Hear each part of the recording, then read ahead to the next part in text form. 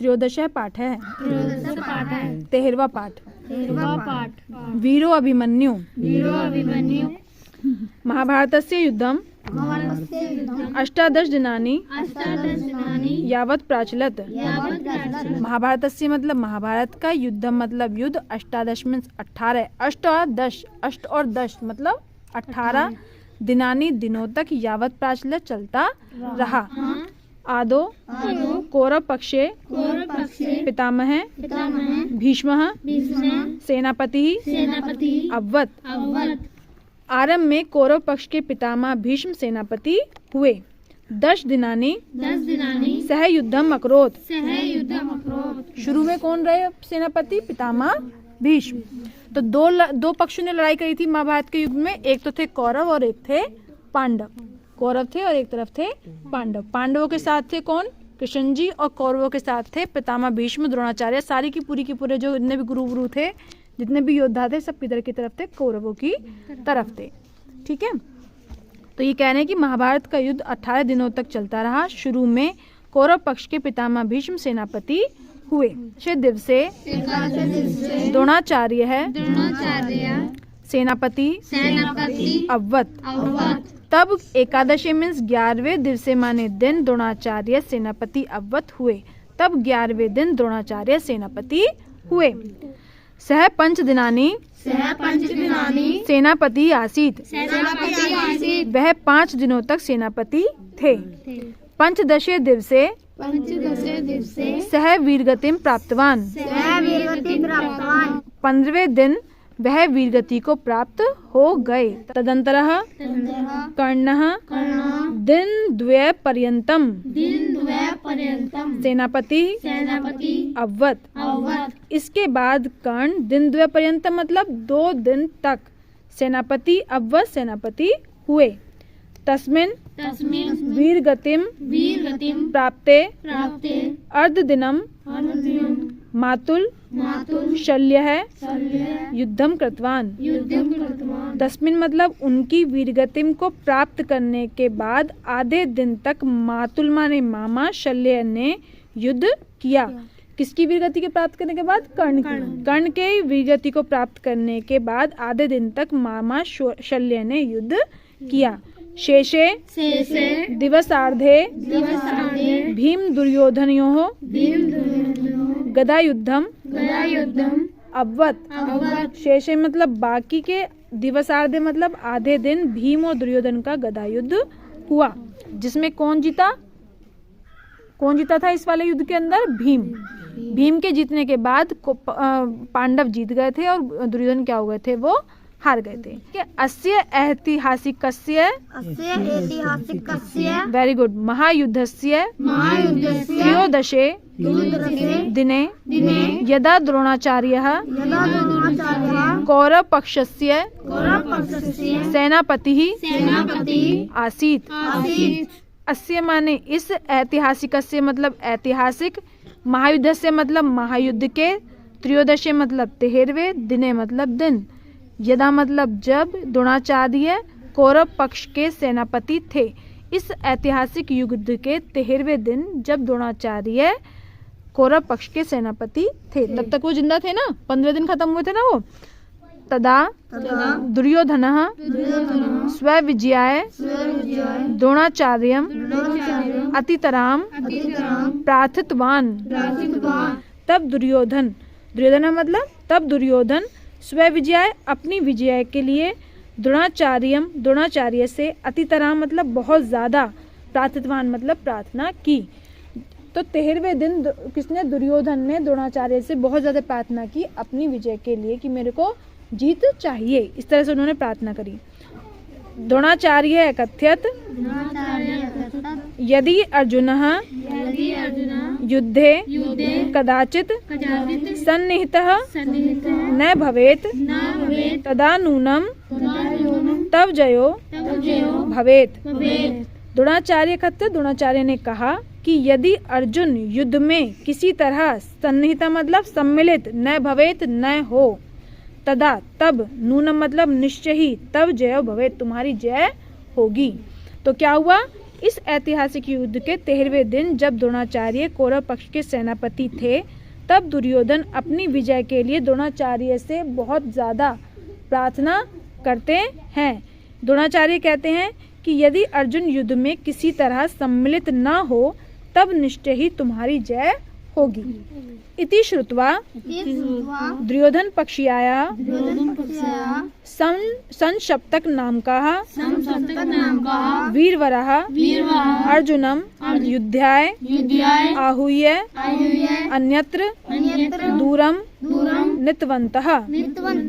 इति श्रुत्वा यह सुनकर दुर्योधन पक्षीयाय दुर्योधन पक्ष के संशप्तक नाम का वीरवर अर्जुन को युद्धाय मतलब युद्ध के लिए, आहूय मतलब बुलाकर, अन्यत्र मतलब कहीं और, दूर माने दूर, नीतवंतम मतलब ले गया।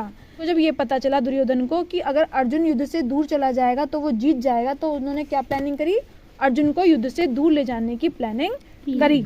तो अर्जुन को दूर कौन लेके गया युद्ध से?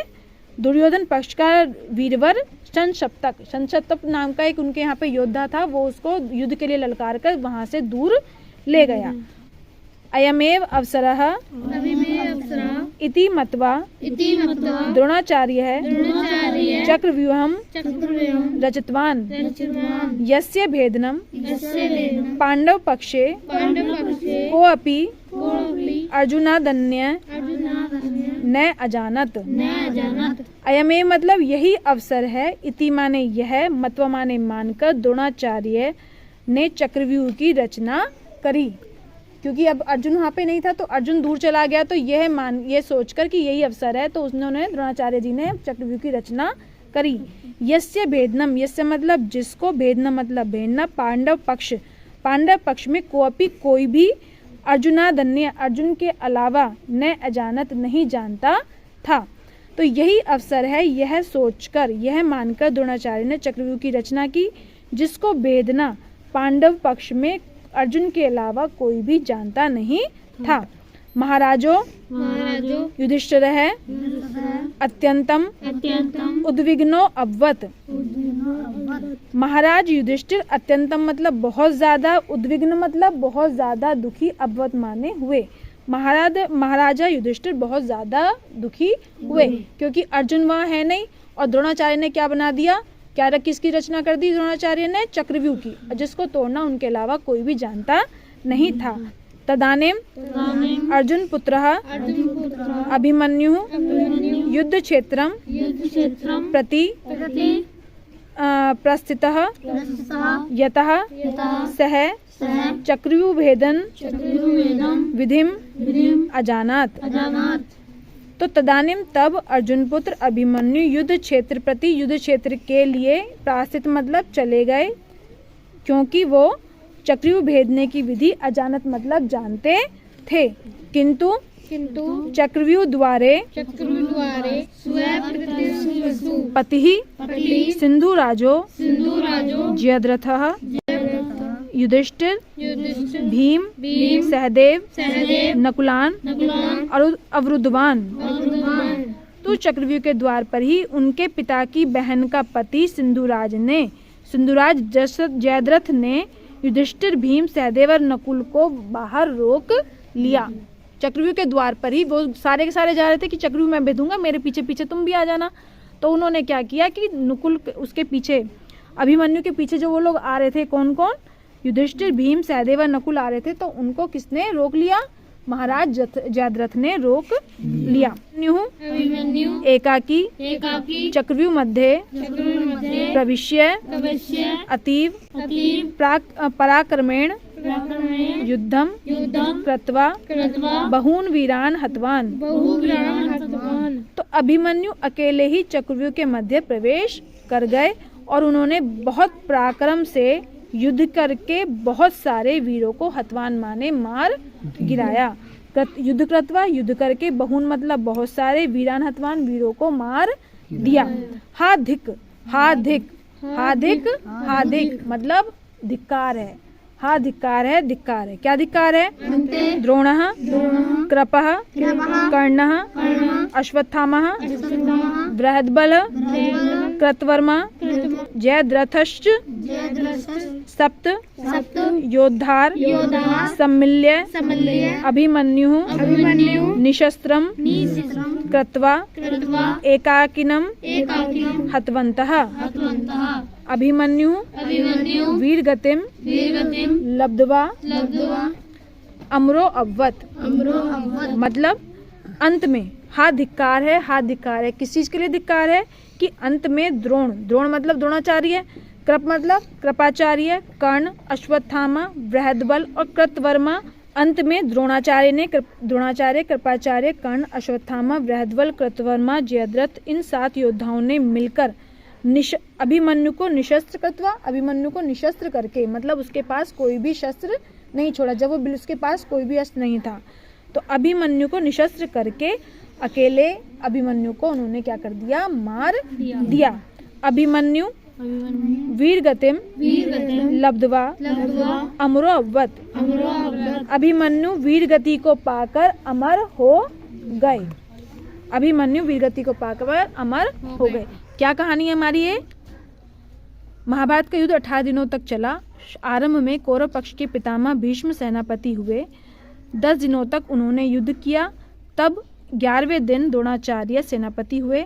वे 5 दिनों तक सेनापति थे। 15वें दिन वह वीरगति को प्राप्त हुए। उसके बाद कर्ण 2 दिन तक सेनापति हुए।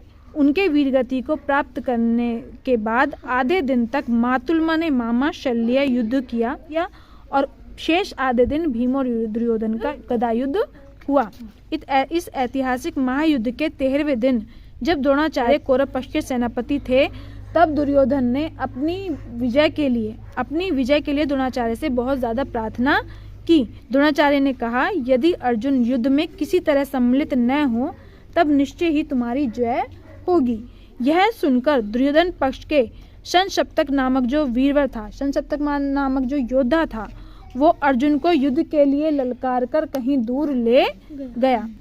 यही अवसर है, ऐसा सोचकर, इति मतवा माने ऐसा सोचकर द्रोणाचार्य ने चक्रव्यूह की रचना की, जिसको भेदना अर्जुन के अलावा कोई पांडव पक्ष में कोई भी जानता नहीं था। महाराज युधिष्ठिर बहुत ज्यादा दुखी हुए। तब अर्जुन पुत्र अभिमन्यु युद्ध क्षेत्र में गए, क्योंकि वो चक्रव्यूह भेदने की विधि जानते थे। लेकिन चक्रव्यूह के द्वार पर उनके पिता की बहन का पति दुराज, जयद्रथ, युधिष्ठिर, भीम, सहदेव और नकुल को मार्ग पर ही उन्होंने क्या कर लिया? द्वार पर ही रोक दिया। जयद्रथ ने इन सबको द्वार पर ही रोक लिया। तो अभिमन्यु अकेले ही चक्रव्यूह के बीच में प्रवेश कर गए और बहुत पराक्रम से युद्ध किया और बहुत सारे वीरों को मार गिराया। हाँ, धिक्कार है, धिक्कार है। किस चीज के लिए?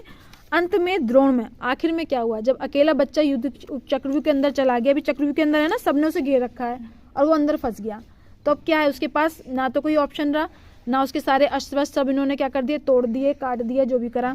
तो उन्होंने लास्ट में क्या करा? जब उनके पास कुछ भी नहीं बचा तो उन्होंने अपने रथ का पहिया निकाला और उसी पहिए से उन्होंने वार किया। तब इन सारे के सारे योद्धाओं ने, कितने योद्धा थे ये? 7 योद्धाओं ने मिलकर, तब इन 7 योद्धाओं ने मिलकर क्या करा? अकेले अभिमन्यु को मार गिराया। तो कह रहे हैं हाँ, धिक्कार है, धिक्कार है। अंत में क्यों है धिक्कार? क्योंकि लास्ट में क्या किया? द्रोणाचार्य, कृपाचार्य, कर्ण, अश्वत्थामा, बृहद्बल, कृतवर्मा, जयद्रथ इन 7 योद्धाओं ने मिलकर अभिमन्यु को निशस्त्र कर दिया और अकेले अभिमन्यु को मार गिराया। लेकिन इससे क्या हुआ? इन लोगों की क्या हुई? बदनामी हुई और अभिमन्यु जो थे वो वीरगति को प्राप्त करके अमर हो गए। जब बच्चों का नाम, वीर बच्चों का नाम गिना जाता है, तो उसमें किनका नाम आता है? वीर अभिमन्यु का आता है, क्योंकि उन्होंने अकेले, छोटे से बच्चे ने, एक ने अकेले 7 योद्धाओं के साथ में युद्ध किया और किसके अंदर प्रवेश करा? किसके अंदर प्रवेश करा? उन्होंने चक्रव्यूह के अंदर प्रवेश किया। उनको चक्रव्यूह के अंदर चक्रव्यूह भेदने का वो उपाय किससे पता चला? रास्ता। एक बार क्या होता, अर्जुन जो है वो अपनी वाइफ को चक्रव्यूह भेदने की विधि बता रहे थे, वैसे ही जैसे बात करते हैं हम, तो ऐसी वो विधि बता रहे थे और अभिमन्यु माँ के पेट में ही वो सब बातें सुन रहे थे।